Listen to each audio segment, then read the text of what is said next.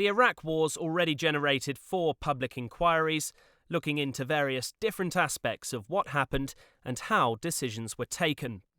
This one's been billed as the definitive account of what really happened, though. But how will it work? And why should we even care anyway? Well, public inquiries are official reviews of events or actions ordered by a government body. The person in charge is usually someone highly respected, like a judge, lord, professor, or senior civil servant. They'll have a team of experts working alongside them as they look at relevant documents and question people who were involved. Interested members of the public and organisations can submit evidence to the inquiry in writing, and they can also listen to the oral evidence given by other people.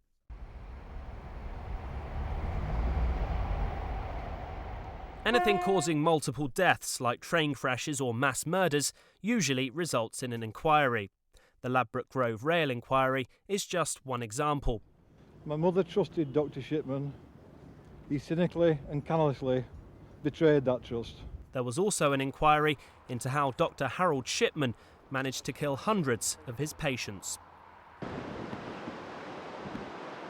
But they're nothing new. There was a public inquiry after this bridge over the River Tay in Dundee collapsed in 1879. 75 people were killed.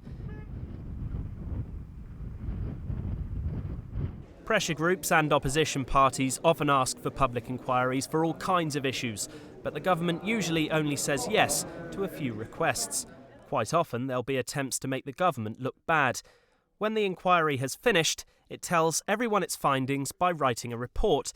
It's usually given to the government first and then published soon afterwards. The point of the report, as well as to find out what went wrong, is to make suggestions for how things can be improved so the same thing never happens again.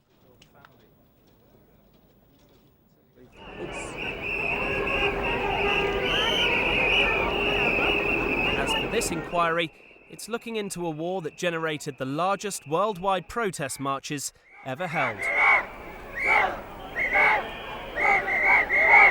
Sir John Chilcot, who's in charge of the inquiry, has been given permission to look at anything and everything to do with the war in Iraq, including top-secret government documents from the period.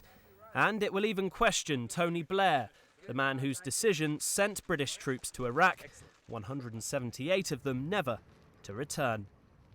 Did the government mislead us about the case for war? America has no truer friend than Great Britain.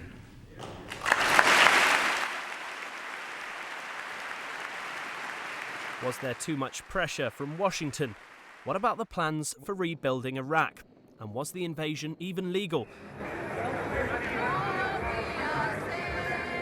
These are just some of the questions that those protesters wanted answers to back in 2003.